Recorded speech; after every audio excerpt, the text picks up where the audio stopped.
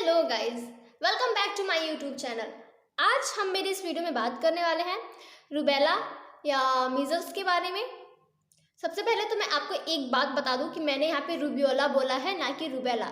तो प्लीज़ आप इस वर्ड में बिल्कुल भी कंफ्यूज मत होइएगा कि रूबेला और रूबियोला सेम चीज़ है। नो, ये सब इट इज़ डिफरेंट। तो मैं आपको एक छोटा सा डिफरेंस बता देती हूँ रूबियोला और रूबेला में। जो हमारा रूबियोला है, जिसे हम मीजल्स भी बोलते हैं, ऑल्सो नोन एज मीजल्स, तो जो हमारा रूबियोला है उसे हम करेक्टराइज करते हैं by the low grade fever and Koplik spot.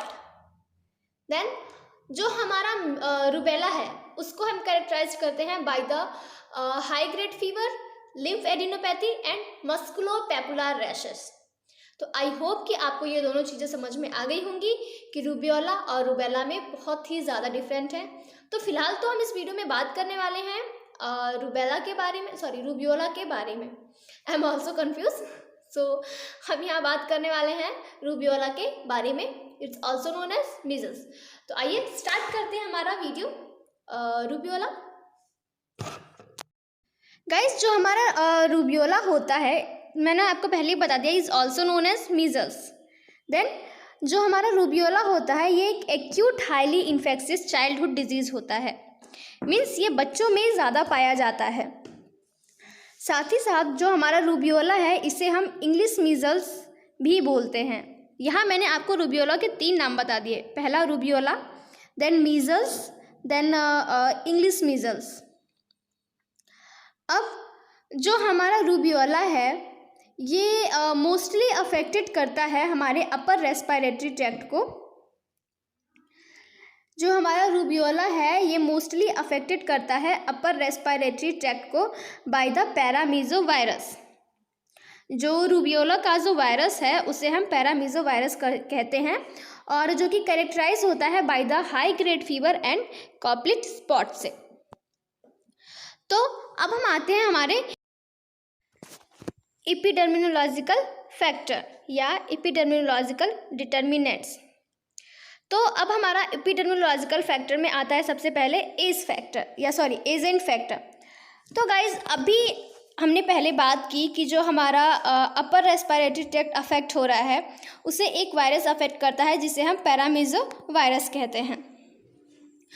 तो आप समझ गए होंगे कि ये जो हमारा पैरामीजो वायरस है ये एजेंट है हमारे रूबियोला का।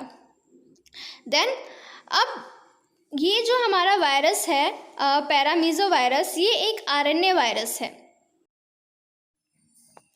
और उसके साथ ही ये जो हमारा आरएनए वायरस है ये एक सीरोटाइप वायरस है।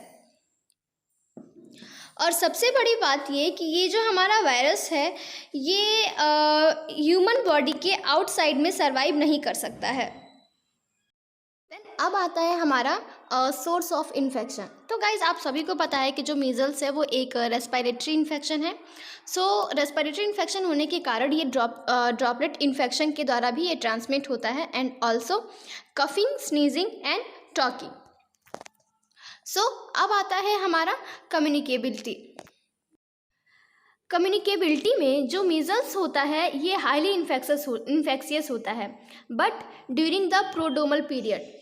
जो हमारा क्लिनिकल फीचर है इसके 3 स्टेज है, प्रोडोमल, इरप्शन एंड पोस्ट इरप्शन। तो ड्यूरिंग द प्रोडोमल पीरियड जो हमारा मीजल्स होता है ये हाईली इन्फेक्शियस डिजीज़ होती है, and at the time of eruption. Then उसके बाद से आता है हमारा होस्ट फैक्टर। अब हम होस्ट फैक्टर में हम बात करते हैं कि एज की, कि किस एज में जो मीजल्स है वो बहुत ही ज़्यादा स्प्रेड होता है। तो सबसे पहले तो जो डेवलपिंग और अनडेवलप्ड कंट्री हैं उसमें जो मीजल्स होता है वो 6 मंथ टू 3 ईयर्स पे बहुत ही ज़्यादा ट्रांसमिट होता है। 6 मंथ टू 3 ईयर के जो चाइल्ड होते हैं उनमें डेवलपिंग एंड अनडेवलप्ड कंट्रीज़ में बहुत ही ज़्यादा ट्रांसमिट होता है। देन डेवलप्ड कंट्री में 5 ईयर पे। उसके बाद से आता है हमारा सेक्स। तो अब अगर बात करें गाइज हम सेक्स की, तो इसमें both sex are equally affected होते हैं। गाइज, अगर बात की जाए इम्यूनिटी की, तो अगर किसी पर्सन की इम्यूनिटी बहुत ही ज़्यादा वीक है, वो लो इम्यूनिटी पावर का है, तो मीज़ल्स किसी भी एज ग्रुप में हो सकता है। मीज़ल्स के लिए कोई पर्टिकुलर एज नहीं बनाई गई है अगर पर्सन की इम्यूनिटी वीक है। एंड देन जो इन्फेंट होते हैं उन्हें प्रोटेक्शन मिलता है अपनी मैटरनल एंटीबॉडी से फर्स्ट 9 मंथ के लिए। एंड आफ्टर दैट जो उन्हें वैक्सीन प्रोवाइड की जाती है वो वैक्सीन उनके लिए एंटीबॉडीज़ का फॉर्मुलेशन करती है। अब आता है हमारा क्लिनिकल फीचर। तो गाइस देखा जाए तो जो हमारा क्लिनिकल फीचर है उसके 3 स्टेज हैं। Incubation stage means incubation period कितना है इसका। सो इंक्यूबेशन पीरियड है इसका 10 to 14 days, means 10 to 14 days में ये जो वायरस है ये अपीयर होने लगता है। उसके बाद से prodromal stage and then final stage. तो अब आते हैं हम इसका क्लिनिकल फीचर है उस पर। तो क्लिनिकल फीचर को 3 स्टेज में मैंने अभी बताया कि डिवाइड किया गया है। Prodromal stage, eruption and post eruption. तो सबसे पहले हम बात करते हैं यहाँ प्रोडोमल स्टेज की। तो गाइस जो प्रोडोमल स्टेज है उसका ड्यूरेशन कितना होता है, कई बार ये पूछा गया है कि रुबेला का जो प्रोडोमल स्टेज है उसका ड्यूरेशन कितना है। सो उसका स्टेज 3 to 4 डेज होता है। अब जो हमारा प्रोडोमल स्टेज है इसमें कौन कौन से सिम्टम अपीयर होते हैं, तो 3 to 4 डेज का ड्यूरेशन हो गया। देन इसमें फीवर होता है more than 39 degree Celsius. Then फिर स्नीजिंग होती है, नेजल डिस्चार्ज, कफिंग, आईज जो होती हैं वो रेड हो जाती हैं। देन कॉपलेट स्पॉट होता है। अब हम ये देखते हैं कि ये कॉपलेट स्पॉट क्या है। जो first and second lower molar teeth होती हैं उनके अपोजिट साइड में ब्लूइश एंड वाइट कलर का स्पॉट बन जाता है जिसे हम कॉपलेट स्पॉट कहते हैं। Lower molar teeth first and second, जो लोअर मोलर टीथ है first and second lower molar teeth, उसके अपोजिट साइड में ब्लूइश एंड वाइट कलर का स्पॉट हो जाता है। अब आते हैं हम अपने इरप्शन स्टेज पे, मीन्स क्लिनिकल फीचर का सेकेंड स्टेज। तो ये जो हमारा स्टेज होता है इसमें बॉडी पे रेड म्यूकोलर कलर के रैशेस हो जाते हैं। और सबसे बड़ी बात कि जो ये रैशेस हैं ये सडनली पूरी बॉडी पे नहीं होते हैं। जो ये रैशेस हैं ये सबसे पहले मीन्स फर्स्टली अपीयर होते हैं behind the ear, then within few hours में ये हमारे फेस पे हो जाते हैं, उसके बाद ये नेक पे होते हैं। And after that 2 to 3 days के बाद ये ट्रंक पे एंड लोअर एक्सट्रीमिटीज़ पे रैसेस जो हैं वो स्प्रेड हो जाते हैं।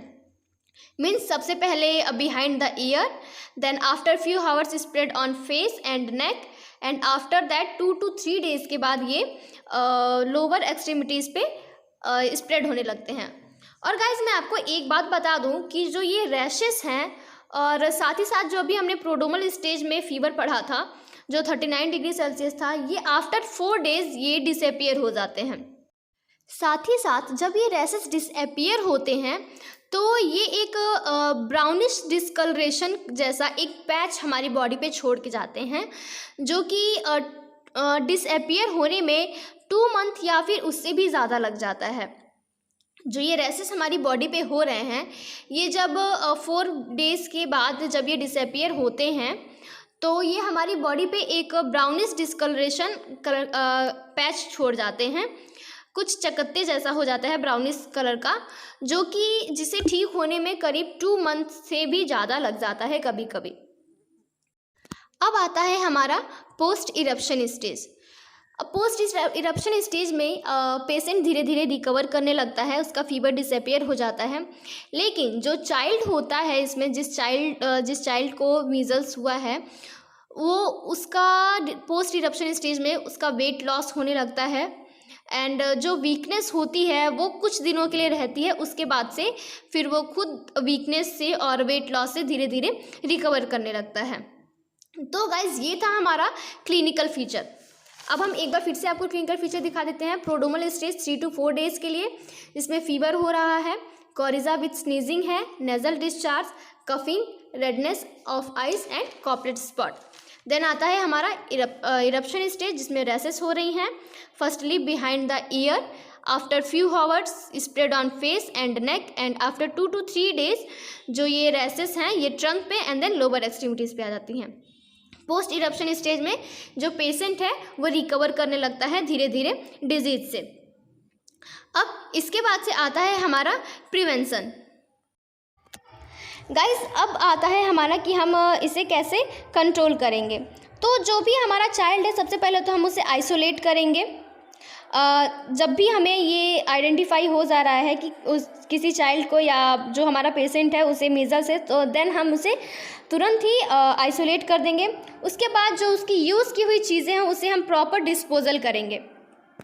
और साथ ही साथ जब हम पेशेंट की केयर कर रहे हैं तो उस समय हम सेफ्टी मेजर्स का यूज़ करेंगे, सच एज ग्लोव्स हो गया, मास्क हो गया, इन सब चीज़ों का हम यूज़ करेंगे ड्यूरिंग पेशेंट केयर।